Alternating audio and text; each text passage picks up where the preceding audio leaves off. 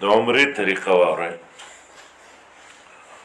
کله چې یو سړی د عمرې نیت وکړي، د کور نه وځي، نو کور کې خپل چې کوم چا سره څه حقوق العبادي، دکاندارانو قرضه مرضی په کار ده دا هر څه پوره کړي چې عبادت کې نقصان نه راځي او د سفر بیا پتم نه لګي. نو کمی قرضې چې ادا کولی شي ادا یې کړي او کمی چې نشي ادا کولی نو د هغې له څوک ذمهوار ونیسي چې دا قرضې به که زه نیم پلانکې به درکړي. بیا د کور نه چې ځي، چې کومو کسانو سره هلیک سلیکي کېناستل پاسېدلي معاملاتي هغوی نه معافي وغواړي، بیا 2 رکعته نفل وکړي، د کور نه روانېږي، نو لاړ شي او نیت خالصي د الله رضا، نیت خالص د الله رضا یي. دا تصویرونه، فوټوګان، ویډیوګانې د دې سره فرق راځي په عبادت کې. او بیا دا بعضې خلک پکې نمبرې جوړوي، هلته به یو نوم به لیکي او کعبې سره به له تصویر وباسي، او دا د پلانکي سکول ته مې دعا وکړه، نو دعا دې وکړه نو تصویر ولسي چې له وباسئ، نو دا به یې لیکلي کعبې سره به تصویر وباسي. دا ټول دا 2 نمبري ده، دا نمبرې جوړول دي. عبادت هم نن سبا هغې نه یو شو جوړه شوې ده، یو شو جوړه شوې ده. څوک د سوال په نیت ځي او څوک د چندو په نیت ځي. خالص د الله د عبادت، د الله د کور زیارت او د عبادت په نیت خالص کول غواړي. بیا چې ورسیږي سړی ایرپورټ ته، نو هلته اعلان کیږي چې د پلانکي جاز کې، دې نمبر جاز کې چې څوک عمرې له ځي هغه دې خپل احرام وتړي. دلته د پېښور یا اسلام آباد نه احرام نه مخکې غسل کول سنت دي، فرض نه دي، سنت دي.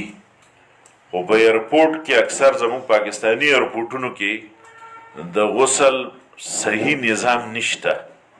غسل خانې دي خو پلشونه دي پکې، او د پلش غسل خانه چې مشترکه استعمال شي نو هغې کې بیا غسل سره سړی پاکیږي نه، ښه پکې پلیتېږي. نو دې وجې نه کور نه غسل کول پکاري، یا هلته هوټل کې د چا سړي شپی یا چا کره شپی هلته غسل وکړي.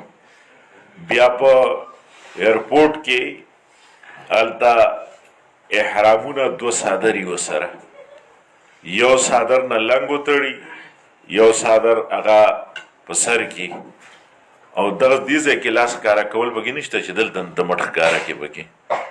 نو دلته چې دا 2 څادرې وتړي، ټوپۍ لرکي، جورابې لرکي، بوټان لرکي، او چپل په خپو کې. 2 رکعته نفل دلته چې کې ایرپورټ کې دا رکعتین د احرام دی ته وایي. نو دې کې سر ښکاره کول د ضرورت نشته، دغه څادر کې سر پټ کړي دی، ځکه دی لا محرم نه دی، احرام کې نه دی. 2 رکعته نفل بیا جاز کې کینی چې جاز اوچت شي. دا ځکه وایي چې ته دلته نیت وکړې، اکثر جاز لیټ کیږي، واپس سړی هوټل ته راوړي، بیا به احرام لرکولی هم نشي او ګرځېدی به پکې هم نشي، نو نیت لا نه کوي. نو چې کله جاز هوا کې اوچت شي نو نیت وکړي چې الله پاکه زما د عمرې اراده ده ته اسانه کړي او ته قبوله کړي. اللهم انی اريد العمرة فیسرها لی وتقبلها مني. یا د دې نه آسان نیت لبیک بعمرتن، لبیک بعمرتن نیت چې وکړو د احرام پابندۍ پې لازمې شوې. سر به اوس نه پټئ، نوکونه به نه کټ کوئ، خوشبو به نه لګئ، خوشبویي به نه لګئ، او د ولا رفسه فحش خبرې به نه کوئ. تلبیه یو ځل په جهر سره ویل واجب دي. لبیک اللهم لبیک، لبیک لا شریک لک لبیک. ان الحمد والنعمت لك والملک لا شریک لک. دا الفاظ د تلبیه دي مسنون. دا تلبیه د نارینو د پاره یو ځل په جهر سره واجب ده، زنانه به پټ ووایي. سوچ تلبیه نه ویلي د نیت نه دی شوی، دی محرم نه دی. که دی عمره کوي نو عمره نه صحیح کېږي، نو دا تلبیه به ووایي. بیا یو ځل خو واجب ده، باقي په مخه دی وایي، په مخه تلبیه وایي. که په زوره وایي اکثر په رجاز کې زیات طور چې کوم دی نو عمرې والا یا حاجیاني نو بیا په زوره وایي. او که نه خلک که ملګري په عذابېږي نو ځان سره د خپل هغه ګنګناهټ او بنبناهټ سره دی وایي چې بل څوک پې په عذابېږي هم نه، او ځان له دې تلبیه وایي په مخه. جده کې چې کوز شي نو هلته د ده سامان هم تلی، سامان دومره وړو ته ضرورت نه یو بیګ یې ورسره. بیا چې ښکته چې کوز شي هلته ورته دا څاڅکي کوي، دلته دې وړو ته نه کوي، دا د پول یو تریخ غوندې څاڅکی سړي ته خوله کې کوي، یوه ګولۍ ورکوي. بیا د هغې د خپل د امیګریشن چې کوم اصول دي، کوم د هغی چیک اپي، دا پاسپورټ چیک کوي، سړي د سترګې هم چیک کوي، تصویر ولا اخلي. دا د هغوی خپل فرایض دي، خپل ملکي قانون دی. ته دا نه شي ویلی چې مړه موږ خو عمرې له راغلي وو، ته اوس موږ څه هیله چیک کوې. خامخا به کوې ده، بیګ به درله هم چیک کي، په پټه باندې وباسي، دننه سکین کوي. نو چې بار لاړې نو بیا ګاډی راغلی، هغه ګاډي کې کیني او سړی سیده ورسوي خپل هوټل ته. هوټل ته چې ورسېدې کمره به درته وښیي، هغه کمره کې خپل بیګ کېږده، هغه هوټل کې غسلخانه کې بیا غسل وکړه. هلته هغې کې ګرمې اوبه یخې اوبه پکې، خو صابون به نه لګې. د احرام په حالت کې صابون به نه لګې، ځکه صابون کې خوشبوي. نو بس صرف هغه غسل وکړه د هوټل په غسلخانه کې، څادر یې لر کړه، بیا که څادر یې وتړه، که نورې تړې ستا خوښه ده، که دغه شته صحیح دي چې څه دغه شوي نه. نو بیا د هوټل کې دا خبره لازمي چې د هوټل د کاونټر نه د هوټل کارډ راواخلې، ځکه سړی ډېر په جذبه کې دې مخکې لاړ شي، واپس ورته بیا هوټل نه معلوم چې څه ځای نه راغلی. نو د هوټل کارډ راواخلي. نو چې راشي نو پخوا به خلکو یې په بابالسلام به داخل شي، کتابونو کې لیکلي بابالسلام نوي سړي ته نه معلومیږي. بابالسلام هغوی پې بوډ هم نه یې لګولی، دا اصل کې هغلته د صفا مروه په منځ کې چې کوم دروازه ده هغې ته بابالسلام وایي. د دې دا خلک چې وایي چې د ابوجهل حمامونه دي هغه طرف ته وتې، خو زیات خلک په باب فهد یا باب عبدالعزیز باندې ځي، څوک په باب عمره راځي. نو هر باب چې لاړې دا مسله نشته. نو دننه چې کله دننه شوې مخکې چې لاړ شي نو څه ټیم وروستو سړي ته کعبه ښکاره شي، کعبه جوړه ده. نو لاس اوچت کې الله اکبر ووې او دعاګانې کې، او بیا ښکته مطاف ته کوز شي. مطاف ته چې کوز شوې شین راډ د هغې سره به مخامخ دغه ته حجر اسود ته مخامخ شین راډ لګېدلی شاته.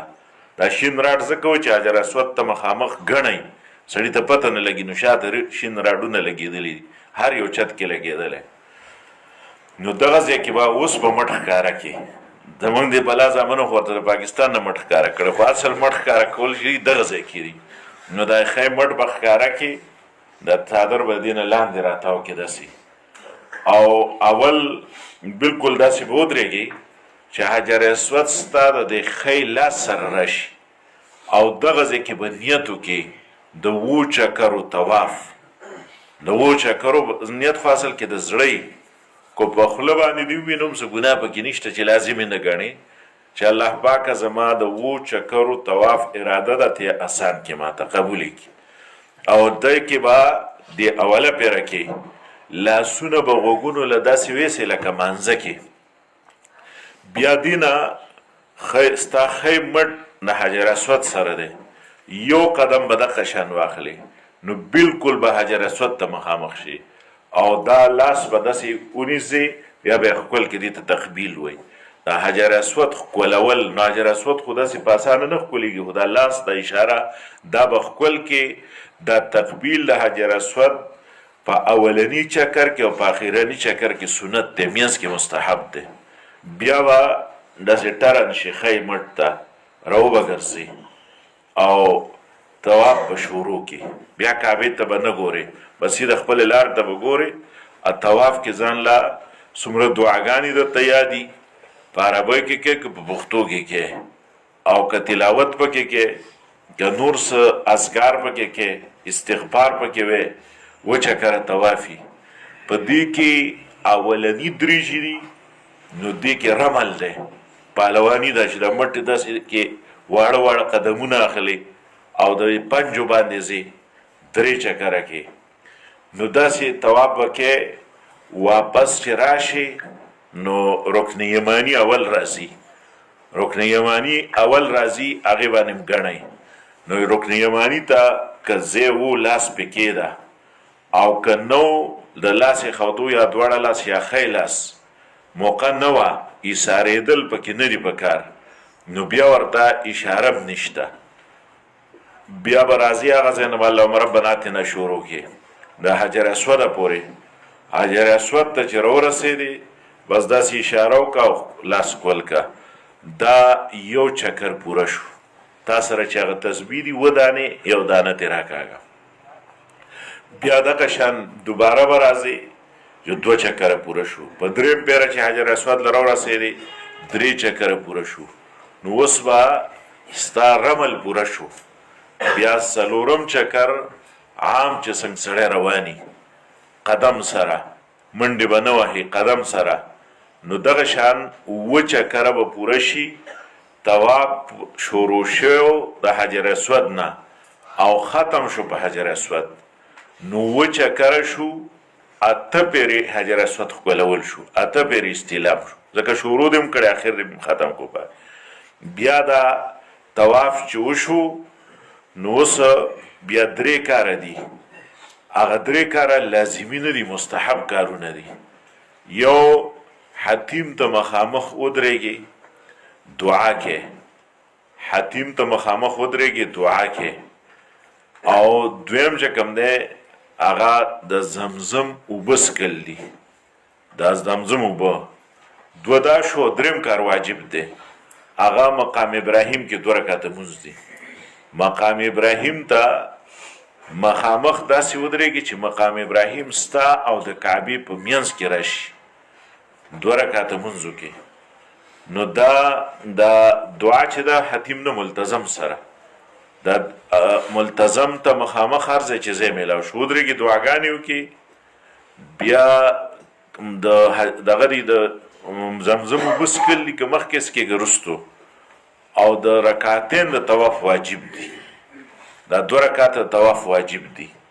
دا چې دې وکړل نو بیا صفا مروه ته لاړ شه.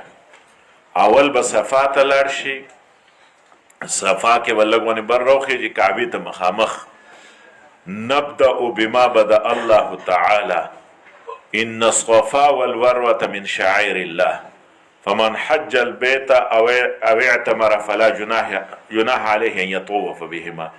دا آیات که درځي دغه شان جدا ویل سنت دي، که نه درځي جو معاف دي. درته دعا به وکړي، بیا به دا مټ به واپس پټ کې، بس مټ خبره ختمه شوه، څادر به برابر کې.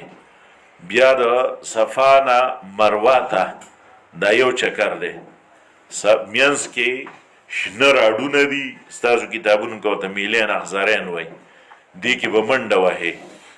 نو مروه ته به لاړ شي، دا یو چکر شو، هلته به دعا وکړي. بیا چې صفا ته راشي دا 2م شو. 7 چکره چې پوره کې د صفا نه دې شروع کړي په مروه باندې به ختم شي، 7م چکر به هلته پوره شي. هلته چې 7 چکره پوره شو نو ستا عمره پوره شوه. نو ته بار به وځې هغه ځای نه او سر به وخورې. بار نیان ناست چې 5-6 ریاله اخلي د 10 پورې، چې خبره ورسره کوي 15 اخلي، که خبره دې نه کړي بیا 10 اخلي. یا هغلته نیان دي هغوی باندې به سر وخورې. سر چې دې وخورې ځان له واپس لاړ شه خپلې کمرې ته غسل به وکړې احرام به لر کې جامې به واغوندې دغه ځای کتابونو کې 2 رکعته نفل په مروه کې لیکلي مروه کې د نفلو ځای نشته مروه هغه تیره ګټې دي په لاندې په چت کې او د پاس هم ګڼئ دا نفل چې لیکلي دا نفل د شکریې دي چې د ته شکریا چې الله پاکه چرته زه او چرته ستا کور نو دا دغلته لازمي نه دي بل ټیم کې وکړه حرم کې وکړه کمره کې وکړه جامې دې واغوستې نو ستا عمره پوره شوه خو جامې به د سر خریلو نه وروستو اغوندې که مخکې اغوندې بیا سړي باید دم راځي نو ستا عمره پوره شوه باقي ستا څو ورځې دي بیا نفلي طوافونه کوه 10 کې 15 کې 12 کې څو چې کولی شي نفلي طوافونه کوه مدینې ته چې لاړې که واپس راتللو نو بیا د هغه ځای نه عمره کېږي طایف ته لاړې واپس چې راځې خامخا به عمره کوې ځکه چې دا د میقات نه بار ده منځ کې مسجد عایشې نه خلک عمرې کوي نو کېږي خو د هغې نه نفلي طوافونه بهتر دي مدینې منورې ته چې لاړ شي نو مدینه منوره کې مسجد نبوي کې منځونه دي او د نبی علیه صلات وسلام روضې ته راتلل دي سلام کول دي او بیا روزانه چې څو ورځې نو قبا ته سړی ځي او هم د عمرې ثواب دی پیادل تلی شي نیمې ګنټې لار ده ګاډي کې ځي 2 ریال اخلي ګوبا ویغه پلنکو چې ځي او نور زیارتونو باندې داسې لازمي نه خو هسې سړي شوقي زیارت هغه وګرځي په هغې باندې احد ته لاړ شي قبلتین ته لاړ شي دا د عمرې حصه نه ده دا د عمرې طریقه شوه